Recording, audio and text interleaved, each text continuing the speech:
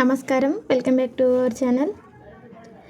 Night dinner చపాతీలోకి సూపర్గా ఉండే ఈ కర్రీ ఒకసారి ట్రై చేయండి. టేస్ట్ చాలా బాగుంటుంది.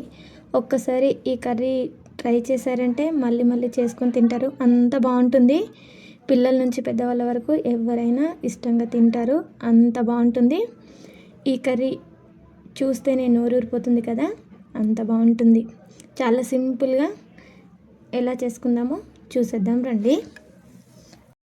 దానికోసం ముందుగానే పొట్టి తీసుకున్న 4 ఉల్లిపాయలు తీసుకున్నాను నేను ఇక్కడ. ఈ ఉల్లిపాయలు తీసుకొని ఇలా సన్నగా కట్ చేసుకోవాలి. వీలైనంత సన్నగా కట్ చేసుకోవాలి.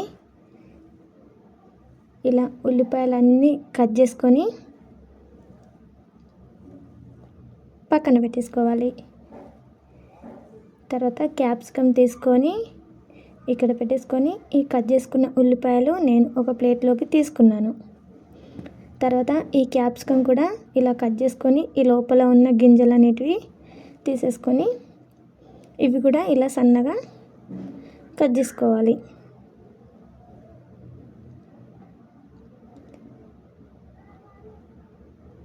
ఇలా క్యాప్సికమ్ ముక్కలు అన్నీ కట్ చేసుకొని పక్కన పెట్టేసుకోవాలి.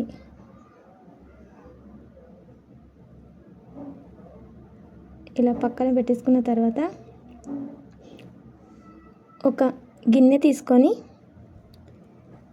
దాంట్లోకి ఈ కట్ చేసి పెట్టుకున్న ఉల్లిపాయలు, క్యాప్సికమ్ ముక్కలు దీంట్లోకి వేసుకొని దీంట్లోకి పల్లీలు ఇలా కచ్చపక్కగా దంచుకొని పొడిలాగా చేసుకున్నవి దీంట్లో వేసుకొని దీంట్లోకి రుచికి సరిపడా ఉప్పు, రుచికి సరిపడా కారం,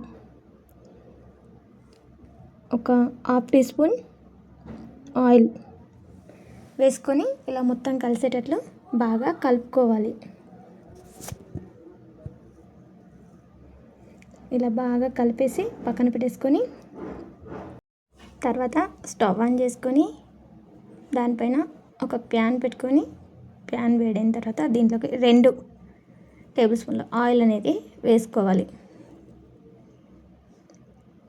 ఆయిల్ హీట్ అయిన తర్వాత దీంట్లోకి 1/2 టీ స్పూన్ జీలకర్ర, సన్నగా కట్ చేసుకున్న ఎల్లిపాయలు వేసుకొని ఇవి కొంచెం ఫ్రై కానివ్వాలి.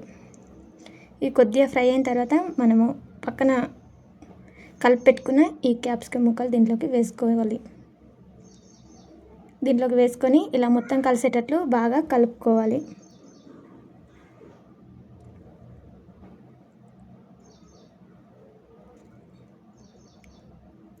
ఇలా మొత్తం కలిసేలా కలిపేసుకొని దీంట్లోకి 1/2 టీ స్పూన్ పసుపు వేసుకొని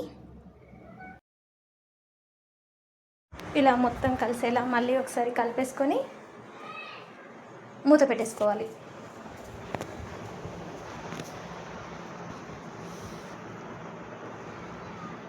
మూత పెట్టేసి బాగా మగ్గనివ్వాలి. ఒక 2-3 మినిట్స్లో బాగా ఫ్రై అయిపోతుంది. తర్వాత మూత తీసే వరకు ఇవి బాగా ఫ్రై అయిపోయినవి కదా. ఇలా ఫ్రై అయిన తర్వాత మళ్ళీ ఒకసారి ఇలా కలుపుకొని దీంట్లోకి 1/2 టీ స్పూన్ శనగపిండి వేసి ఇలా మొత్తం కలిసేటట్లు బాగా కలుపుకోవాలి.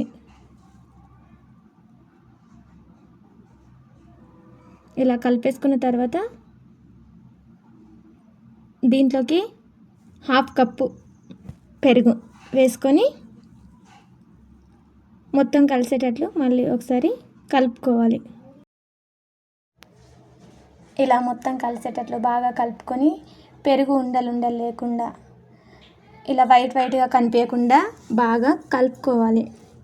ఇలా కలిపేసుకున్న తర్వాత ఒక 2 మినిట్స్ మూత పెట్టి వదిలేయాలి. తర్వాత ఇలా ఆయిల్ సపరేట్ అవుతున్నప్పుడు మూత తీసి స్టవ్ ఆఫ్ చేసుకొని పైనుంచి కొత్తిమీర వేసుకుంటే ఎంతో టేస్టీ అయిన దహీ షిమ్లా మిర్చి కర్రీ రెడీ. మీరు ఎప్పుడైనా ట్రై చేశారా? ట్రై చేయకుండా ఒకసారి ట్రై చేయండి. వీడియో నచ్చితే లైక్ చేయండి. ఎలా ఉందో కామెంట్లో చెప్పండి. ఎవరైనా ట్రై చేస్తే మేము ట్రై చేసాము అని కామెంట్లో చెప్పండి. తర్వాత స్టవ్ ఆఫ్ చేసుకుని చపాతీలోకి ఇలా సర్వ్ చేసుకుని తింటే ఎంతో సూపర్గా ఉంటుంది. ఎలా ఉందో కామెంట్లో చెప్పండి.